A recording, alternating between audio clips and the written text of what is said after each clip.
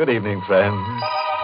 This is your host again to welcome you through the creaking door into the inner sanctum. Come in. Come on in. I want you to meet Ambrose, our man-shy ghost. The other night in a graveyard, he bumped into a human and was so frightened he turned flesh color. Yes, poor Ambrose. He's got a bad case of ants in his fantasies. He's so upset he's just a ghost of his former ghost. Was a time when we held high hope for Ambrose. Oh, yes, at Abnormal U, he was cited by his classmates as the personality most likely to split.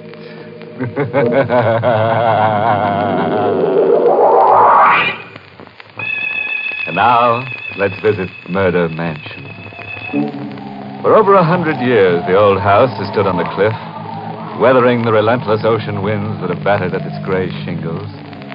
Now, in the living room, the real estate agent and the new buyer are completing the arrangements of sale. Only one thing bothers me, Mr. Griffin. That graveyard just outside the window there. Are you sure nothing can be done about it? I'm sorry, Mr. Burley. You know the conditions set down in the deed. The Crandall family burial ground must remain on the property untampered with. Those Crandalls must have been a morbid family, having themselves buried right next to the house they lived in. Yes, they were peculiar. I guess they figured it was a way of keeping the family together. You shouldn't laugh, Mr. Griffin. What?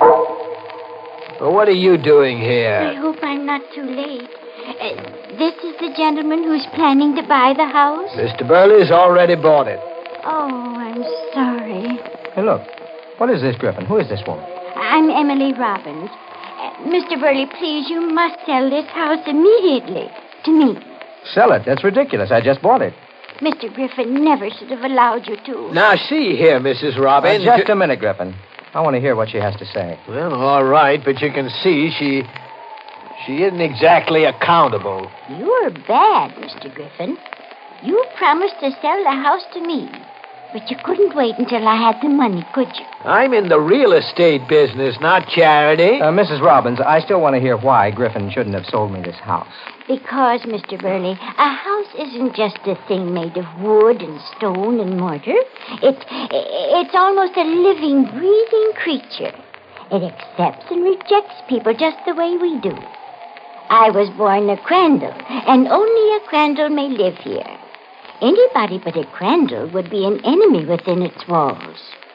You'd never spend a happy moment here. Oh, you see, Mr. Burley, I told you. She doesn't make sense. Please, Mr. Burley, for your own sake, sell it. Oh, you can't frighten me into a quick sale. No, I know I'll buy when I see it. My wife and I will be living here within a few days. I'm sorry, Mr. Burley, but I don't think you will. I don't think you will ever live here.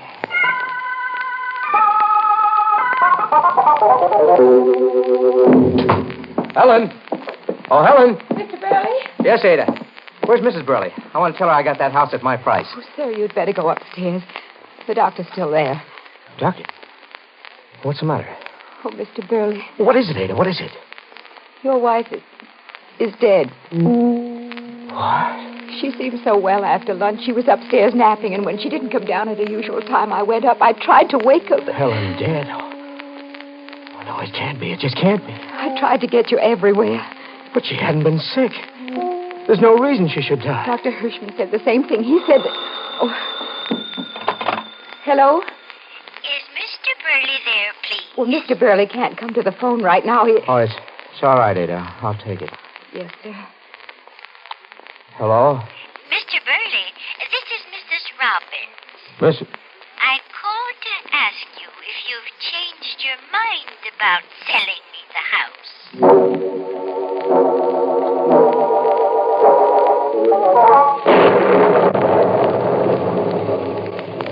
Can I bring you something, Mr. Burley? No, Ada, thank you.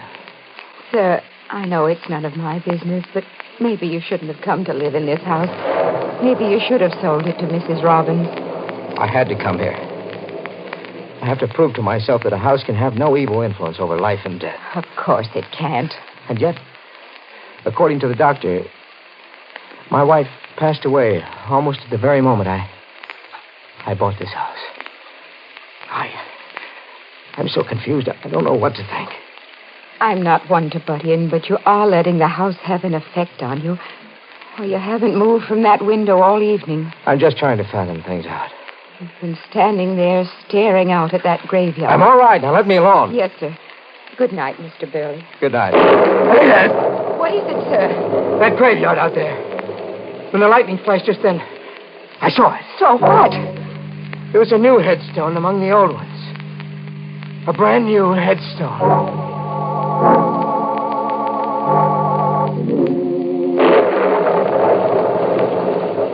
Mr. Griffin, how long ago was the last Crandall buried in the graveyard out there? The last one? Let's see. Oh, yes, it was Vincent Crandall. He died 20 years ago. 20 years. Then his headstone would have been a little worn by this time. Well, sure it would, but what are you... Then what is the meaning of the new headstone? New? Come to the window. I'll show you. Oh, now, Mr. Burley... There's a brand new headstone out there, over a fresh grave. Oh, but that's impossible. I saw it first when the lightning flashed. Oh, you must be imagining things. Then see for yourself. Here, take this flashlight. Shine it out there on the graves and see for yourself. All right. Well? Mr. Burley, maybe you better see a doctor. Doctor? They're all old headstones out there. The new one is only in your mind. Give me that flashlight. Mr. Griffin, what? Oh, you've been under a terrible strain. Your wife's sudden death and all. I don't know. What made me think I saw a new headstone out there? I want to sell this house. Right away. Well, you know, it takes a little time to arrange a sale. What about that Robbins woman? She'll buy it. She's been bothering me all along to sell it to her. Yeah, but Mrs. Robbins can't pay you a decent price. Well, I don't care. I'll take anything she offers. I want you to get in touch with her.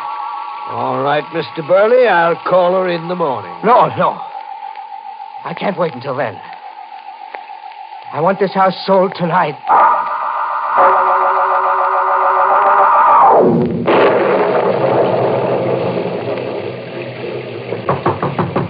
You don't understand, Mr. Griffin, why Mr. Burley had to bring me out here this time of the night. And he's made up his mind to sell. He wants to close the deal tonight.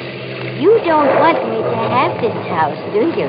Look, Mrs. Robbins, I don't care who gets it, just as long as it's at a decent price. So you can get a higher commission. You're a very selfish man, Mr. Griffin. I'm not in business for love. Your wife did well to leave you. She was as crazy as you are. Why doesn't he answer the door? What's taking him so long? Mercy! What was that? Someone screaming. Came from...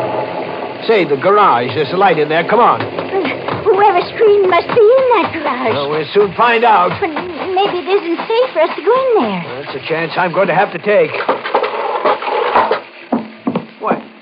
Ada. Mr. Griffin. Well, that was you who screamed, huh? Yes, Why? What happened? Mr. Burley. What is it, Ada? What about Mr. Burley? He's dead. What? He left the house an hour ago. I looked out of the window and noticed that the garage here was lit. I came out and I found him slumped over in the car, dead. How dreadful. Well, this place is filled with carbon monoxide fumes. It wouldn't have happened. None of it. If he hadn't bought the house. Now, look, Mrs. Robbins, this is no time for that superstitious nonsense of yours. She's right, Mr. Griffin. It is nonsense. What do you mean, Ada? Here. Look. On the back seat of the car. Good Lord. A new headstone.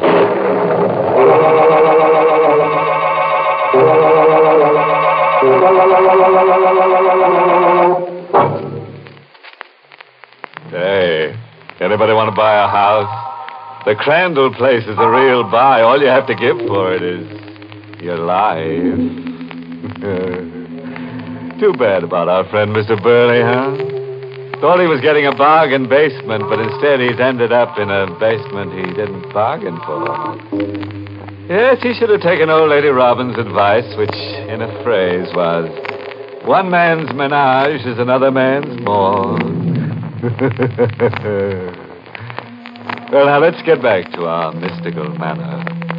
A week has passed since Burley's death, and the real estate agent, Mr. Griffin, has found a new buyer.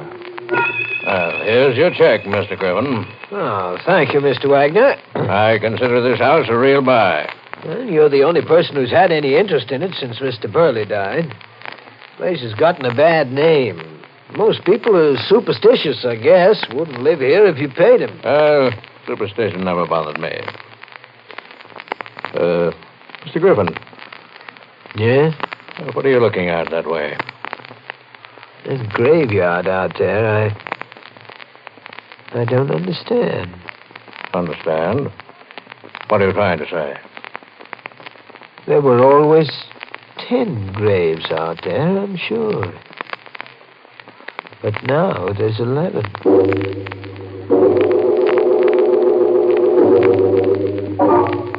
I'm sorry, Mrs. Robbins, but nothing you say can persuade me to sell. Please, Mr. Wagner, for your own sake, don't be stubborn. It may cost you your life. You know what happened to Mr. Burley and his wife. Well, I've always prided myself on being a jinx breaker. Oh, be sensible. That's a very silly reason to live here. Maybe I have another reason, too. What do you mean? Charles Burley was a very close friend of mine. Oh, I didn't know that. I told it to Mr. Griffin. Now I'm telling you. I knew Burley like a brother. Everything about him. Mrs. Robbins, he wasn't the type to commit suicide. Oh, but he didn't commit suicide. Oh, you seem to know a lot about it. I do. Then maybe you can tell me who killed him. I can. Who? This house is the killer. Now, look. Oh, it is, Mr. Wagner. I know. You don't believe me, do you? Of course not. Well, soon you'll find out that I'm telling the truth. That sounds like a threat. No, Mr. Wagner. I'm not threatening you. I'm just trying to help. I'm just giving you a chance to live. One more chance to sell me this house at my price. And if I refuse?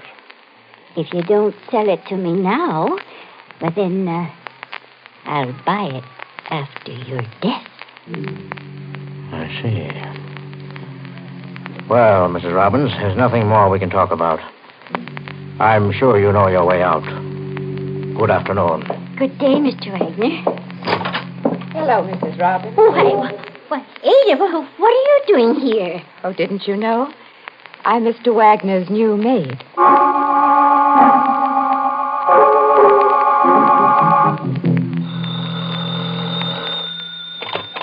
Hello. Mr. Griffin?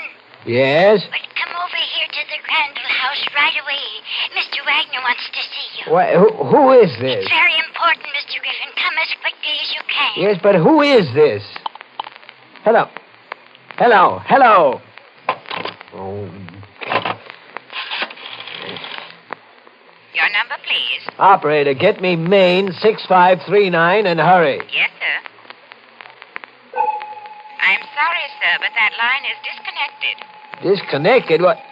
Well, that's impossible. I just spoke to someone at that number. Try them again. I'm sorry, sir, but I checked. There is no way I can get you the number.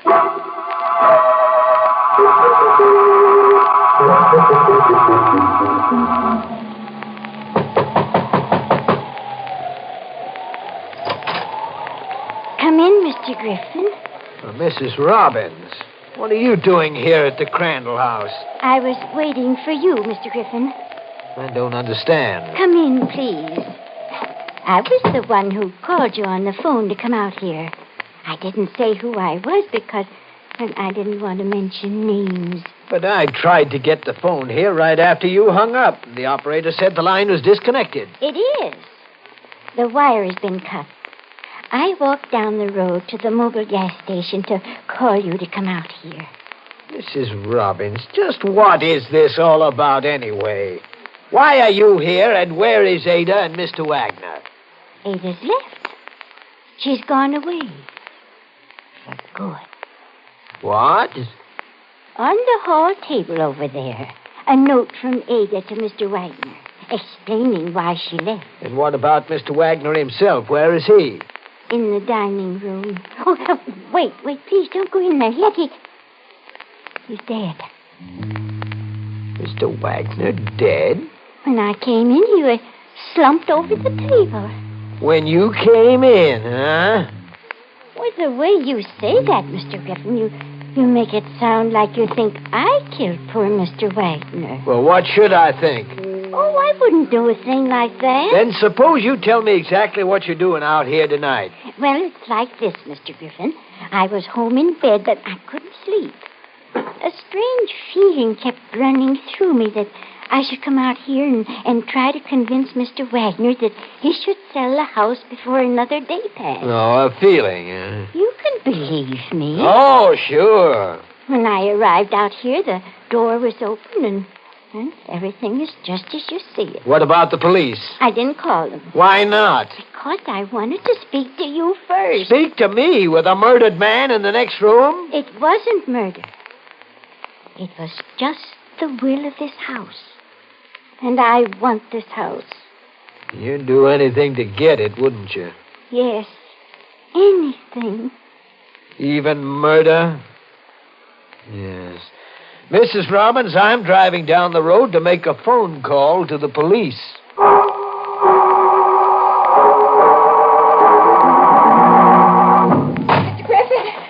Mr. Griffin, wait. Well, Ada, what are you doing here? I was watching you and Mrs. Robbins through the window. Mr. Wagner is dead. I know. But how could you? You left the house this morning. I saw his body slumped over the table. You think the same as I do, don't you? Well, what do you mean by that? You suspect Mrs. Robbins, too. In a way. But I also suspect you, Ada. Me? But I can't exactly figure out what your game is. Game?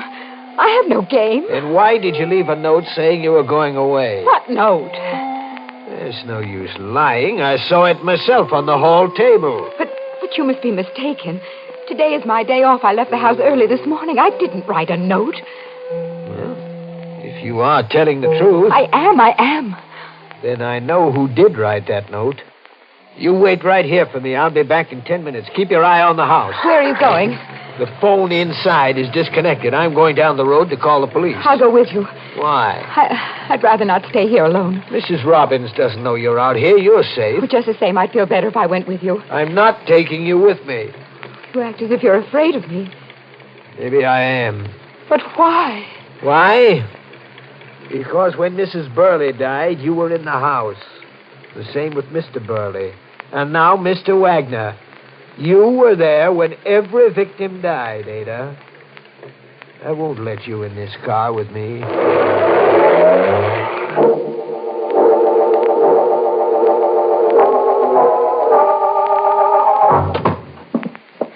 You called the police, Mr. Griffin? Yes, they're on the way out now. By the way, what are you doing here in this kitchen? Oh, I was just walking through the rooms, recalling the happy moments I spent here when I was young. You sure that's the only reason? Why, yes. I thought maybe Ada had something to do with it. Ada? You know very well she's left. You saw her note. Ada didn't write that note. What? I talked to her outside this house 15 minutes ago. She was to wait out there for me until I got back. She wasn't there. What's happened to her? I didn't see Ada, but wait. What is it? About 5 minutes ago, I thought I heard something move down the cellar. The cellar? Yes, but then I thought it was just my imagination. Hold on a minute. What's the matter? Just now. I heard it, too. Something or someone is down there. Come on. We're going down into the cellar to look around. Mr. Griffin, look. Look, it's lit down there in the cellar. Yes. Go on. You're going first so I can keep my eye on you. Mr. Griffin. What is it? The hole in the floor here. Huh? Well, one of the stone flooring slabs has been removed. There's an old well down there. I remember it was sealed up when I was a little girl. Yes. And I can see the slab was freshly removed. I wonder why. Mr. Griffin. What now? Behind you, in the shadows. Look, there's a woman's body. It's Ada. You say it. Yes, I know. Why, you say it as if you were sure we would find her this way. I was sure. You see, Mrs. Robbins, I killed her. Oh, yeah. I didn't have quite enough time to dispose of her body in the old well here. I heard you moving about upstairs in the kitchen. But why did you kill her, Mr. Griffin? Because she insisted on living in this house like the others. Then it wasn't this house. It wasn't because they weren't Crandall's. Of course not, but your idiotic superstition about this place helped my plan. Mrs. Burley's sudden, peculiar death was a lucky coincidence for me. It gave me the idea for the others. I needed a series of deaths to completely destroy the value of this place, so no one would ever live in it. But why? On several occasions, you mentioned my wife, Mrs. Robbins. You see, you were wrong about her, as everybody else was wrong. She didn't run away from me. She would have, but I killed her. And her body is down at the bottom of that well, just as Ada's will be, and just as yours will be. But the police are coming. They'll find you out. You foolish old woman, do you think I really called them? Now, Mrs. Robbins. No, please don't come near me. You wanted to stay in this house. Now you will, forever. No. You're going to get the thing you wanted most. What? Oh! You're not going to kill her, too. Ada. Yes, Ada. No, it can't be. You're dead. Not yet. Not completely. I've just enough life left. No, my leg. Let me go. Let me go. The well. I'll fall in there. Let. Ada. Oh, Ada. You thought it was nonsense, didn't you, Mr. Griffin? But it was this house that kept her alive long enough to protect me. My house, Mr. Griffin.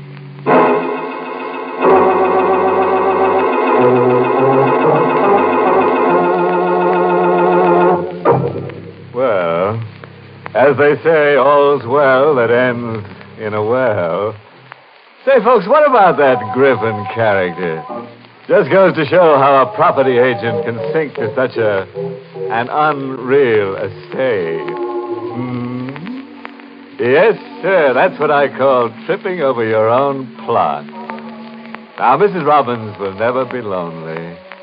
No, when things get dull, she can always step outside the house and dig up a relative or two.